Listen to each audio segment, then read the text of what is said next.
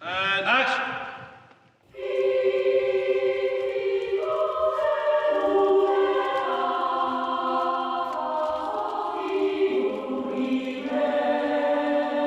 I mean, it would be nice to hear a bit more about this whole idea of that somebody takes what was yours, in a way, in an artistic meaning, and they make it theirs without, of course, ever wanting to lose the you in it. It's as if I sort of built my book out of Lego, and you didn't really add any extra blocks or anything, but you disassembled my Lego novel and then reassembled it in the shape of a film. I've discovered, oddly enough, after years of writing a dialogue, actually, we're pretty clumsy.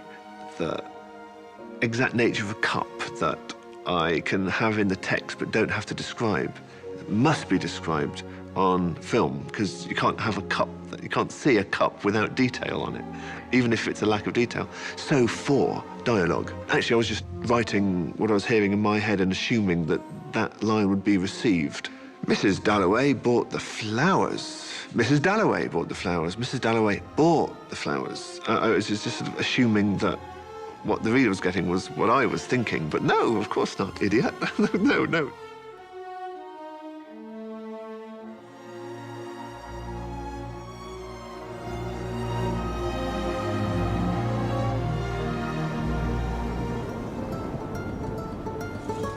Actors, of course, they do and can and literally have to. It's great watching the directors work. They take a number of cuts, and they're all good, but actors will animate lines in different ways and sort of apply different adjectives to them. And the bewildering multiplicity of ways in which one actor can interpret exactly the same line, I don't know how they do it.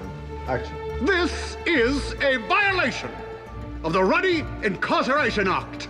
This is a violation of the Ruddy Incarceration Act. This is a violation. This is a violation. This is a violation. This is a violation. The Ruddy actor deserves an applause for entertaining us so well. A director will build up a bank of perfectly usable lines, but they'll subtly alter. What are you doing in here?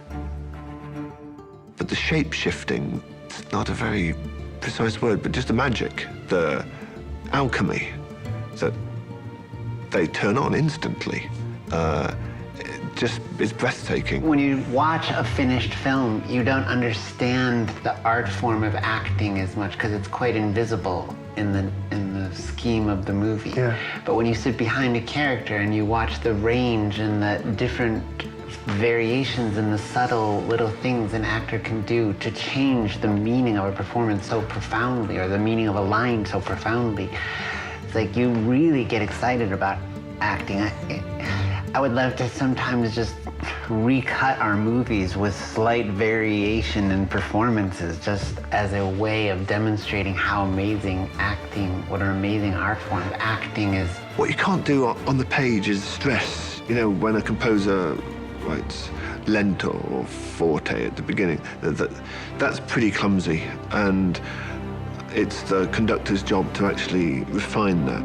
Well, at the time when we first, they were talking about the book and the ideas, you know, Lana was talking about the ideas of it and about the worlds in the book. I don't remember talking to Lana when we were doing V for Vendetta about it being a film. In fact, I don't think that was mooted. But probably there were all sorts of explosions going off in her brain. It's been a once-in-a-lifetime experience. I will never be a part of another film like this in my life. It's so rare where you find people so passionate about what they're doing, so genius in their concept, so brave in their attempt to take on so much. Really brilliant in every way. You know, in the old-fashioned sense, you'll sit there and you will be taken on a gigantic roller coaster ride. You know, it's a spectacle. It is contrary to a massive amount of things that are going on in mainstream movie making. It's a left field adaptation of a huge tome. It's Cloud Atlas 2.0. You know, David Mitchell did the first thing, and they used the architecture of cinema in order to make it so that it is far from being an episodic piece of work. sort of space project size operation that any movie is, dedicated to making another level of reality in that little magic rectangle just glowing there in the dark. What an amazing species we can be sometimes.